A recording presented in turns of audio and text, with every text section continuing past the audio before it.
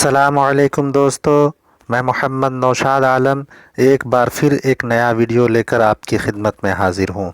आपका मेरे YouTube channel Urdu learning में तहे दिल से इस्तकबाल है। दोस्तों, हम लोग उर्दू अल्फाज से हिंदी अल्फाज की तामीर से मुताल्लिक़ वीडियो को सुन रहे हैं और देख रहे हैं।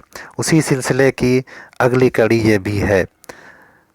तो दोस्तों, अगर आप मेरे चैनल पर नए हैं तो आपसे गुजारिश है कि चैनल को सब्सक्राइब करें और बेल आइकन को दबाना ना भूलें, और अगर वीडियो पसंद आए तो लाइक और कमेंट्स ज़रूर करें ताकि मेरी हौसला अफजाई हो सके। आइए दोस्तों, बिला ताख़ीर वीडियो को शुरू करते हैं। दोस्तों, आज हम लोग पार्लिमानी अल्फाज से मुताल्लिक़ बहस करेंगे। तो चलिए दोस्तों, वीडियो को शुरू करते हैं। एक लफ्ज़ है दस्तूर। दस्तूर जिसे आइन भी कहा जाता है और उसे हिंदी में संविधान कहते हैं। उसे क्या कहते हैं हिंदी में दोस्तों? संविधान कहते हैं। अगला लफ्ज़ है पार्लियामेंट हाउस। पार्लियामेंट हाउस जिसे हिंदी में संसद भवन कहा जाता है। पार्लियामेंट एक लफ्ज़ है और हाउस एक लफ्ज़ है। इसी तरह संसद और भवन को उर्दू में हाउस कहते हैं। संसद भवन में दो सभा है, लोकसभा और राज्यसभा। लोकसभा को निम्न सदन और राज्यसभा को उच्च सदन कहते हैं। इसी तरह उर्दू में लोकसभा को ऐवान ज़ेरी और राज्यसभा को ऐवान बाला कहा जाता है। अगला लफ्ज़ है सदर जमहूरिया। अगला लफ्ज़ है सदर जमहूरिया जिसे हिंदी में राष्ट्रपति कहते हैं। राष्ट्रपति को उर्दू में क्या कहा जाता है? सदर जमहूरिया।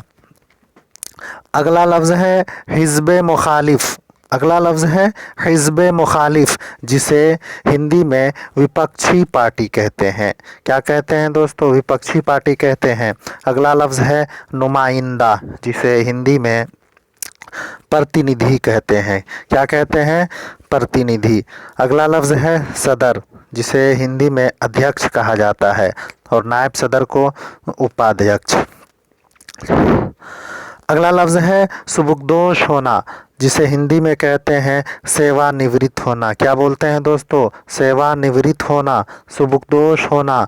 अगला लफ्ज़ है इंतखाब। अगला लफ्ज़ है इंतखाब जिसे हिंदी में बोला जाता है चुनाव। बोलते हैं ना, चुनाव हो रहा है, इंतखाब हो रहा है। अगला लफ्ज़ है वक़ार जिसे हिंदी में बोलते हैं गरिमा। बोलते हैं ना, पद की गरिमा को बनाए रखिए, यानी पद के वक़ार को, ओहदे के वक़ार को बनाए रखिए। अगला लफ्ज़ है ज़िम्मेदारी। अगला लफ्ज़ है ज़िम्मेदारी, उसे हिंदी में कहते हैं दायित्व। बोलते हैं ना, ये हमारी दायित्व है, हमारी ज़िम्मेदारी है। अगला लफ्ज़ है वज़ीर आज़म जिसे हिंदी में प्रधानमंत्री बोला जाता है। वज़ीर आज़म को हिंदी में क्या बोलते हैं दोस्तों? प्रधानमंत्री। अगला लफ्ज़ है जवाबदेह जिसे हिंदी में बोलते हैं उत्तरदायी। उत्तरदायी, बोलते हैं ना कि हम फलाने के प्रति उत्तरदायी हैं, यानी जवाबदेह हैं। अगला लफ्ज़ है तनकीद करना।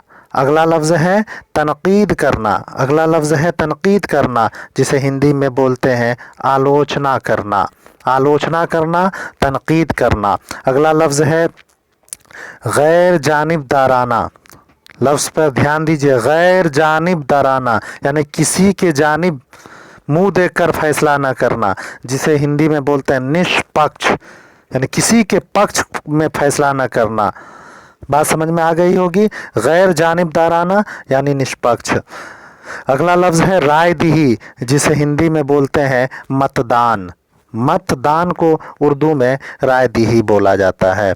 इख्तिलाफ़ राय जिसे हिंदी में बोलते हैं मतभेद, तो मतभेद को उर्दू में क्या बोलते हैं दोस्तों? इख्तिलाफ़ राय। अगला लफ्ज़ है वज़ीर। अगला लफ्ज़ है वज़ीर जिसे हिंदी में बोलते हैं मंत्री। हिंदी में क्या बोलते हैं दोस्तों? मंत्री। अगला लफ्ज़ है वज़ारत। अगला लफ्ज़ है वज़ारत जिसे हिंदी में बोला जाता है मंत्रालय। मंत्रालय को क्या बोलते हैं दोस्तों? वज़ारत। अब हिंदी से उर्दू में कन्वर्ट कर रहे हैं इसे। कार्य अवधि कार्य अवधि, कार्य अवधि मतलब क्या हुआ, मुद्दते कार, काम की मुद्दत, कार्य अवधि यानी कार्य का समय। अगला लफ्ज है अधिसूचना, अगला लफ्ज है अधिसूचना जिसे उर्दू में बोलते हैं इत्तिला, अधिसूचना मतलब इत्तिला। अगला लफ्ज है राजपत्र, अगला लफ्ज है राजपत्र जिसे उर्दू में गजट बोला जाता है। राजपत्र किसे बोलते हैं दोस्तों, सरकार के तरफ से जो रोजनामा निकाला जाता है उसी को राजपत्र बोलते हैं। अगला लफ्ज है प्रकाशन, अगला लफ्ज है प्रकाशन जिसे उर्दू में बोला जाता है इशाअत, उर्दू में क्या बोला जाता है दोस्तों, इशाअत। अगला लफ्ज है निर्वाचन क्षेत्र, निर्वाचन क्षेत्र, दो लफ्ज है निर्वाचन और क्षेत्र जिसे उर्दू में बोलते हैं इंतखाबी हलका, इंतखाबी हलका। अगला लफ्ज है निष्कासित करना, निष्कासित करना जिसे उर्दू में बोलते हैं बर्खास्त करना। क्या बोलते हैं दोस्तों, बर्खास्त करना। अगला लफ्ज है शपथ ग्रहण समारोह, शपथ ग्रहण समारोह, तीन लफ्ज है दोस्तों, शपथ ग्रहण और समारोह, उसे उर्दू में बोलते हैं हलफ बर्दारी तकरीब, हलफ बर्दारी तकरीब। अगला लफ्ज है संसद सत्र, इसमें भी दो लफ्ज है, संसद सत्र जिसे उर्दू में बोलते हैं पार्लियमानी सेशन, पार्लियमानी सेशन। अगला लफ्ज है श्रद्धा और निष्ठा, श्रद्धा और निष्ठा जिसे उर्दू में बोलते हैं अकीदत और यकीन। अगर आप हल्फ बर्दारी तकरीब को सुने होंगे तो उसमें ये लफ्ज़ आता है कि मैं भारत के संविधान के प्रति श्रद्धा और निष्ठा रखूँगा, मतलब अकीदत और यकीन रखूँगा। अगला लफ्ज़ है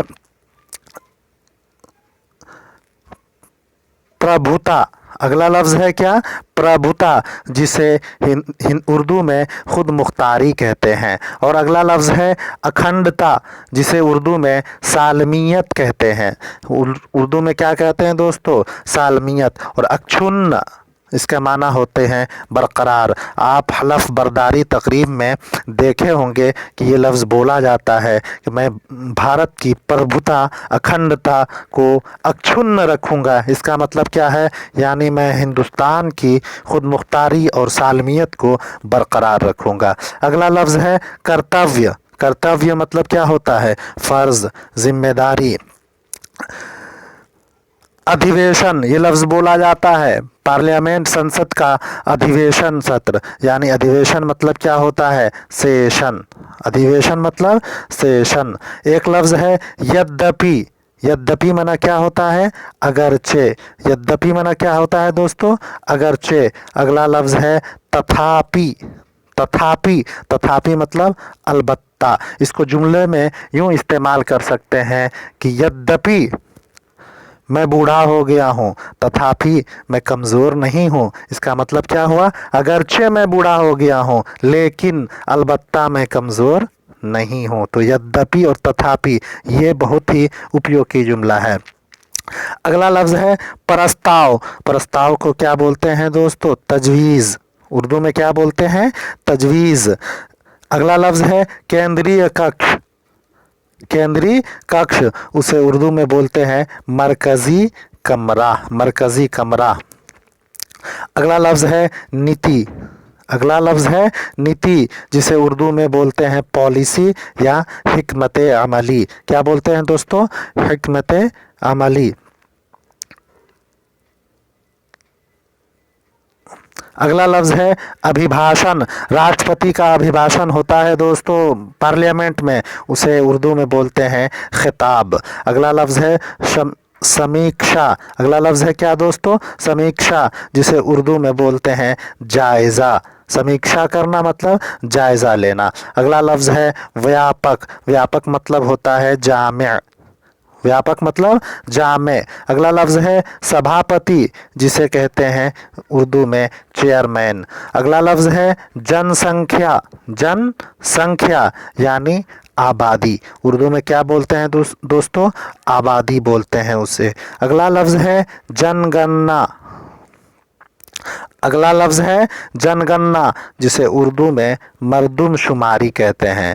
जनगणना को उर्दू में क्या कहते हैं दोस्तों?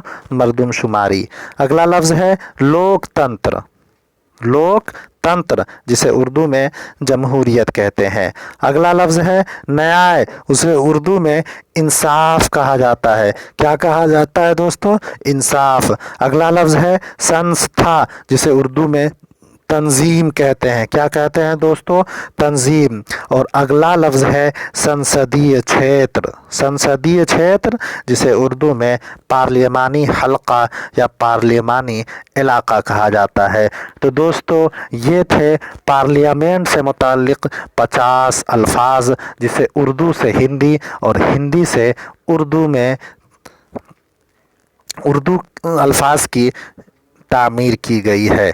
अगर आप ऐसा ही वीडियो देखना चाहते हैं तो आप मेरे साथ बने रहें, और अगर ये वीडियो आपको अच्छा लगा तो कमेंट्स बॉक्स में हमें ज़रूर बताएं, और अगर कोई लफ्ज़ छूट गया हो तो वो भी हमें बताएं। इंशाअल्लाह अगले वीडियो में हम उस अल्फाज की तामीर उर्दू से हिंदी और हिंदी से उर्दू कर देंगे। तो दोस्तों अगले वीडियो का इंतज़ार कीजिएगा। तब तक के लिए खुदा हाफिज़। अस्सलामु अलैकुम।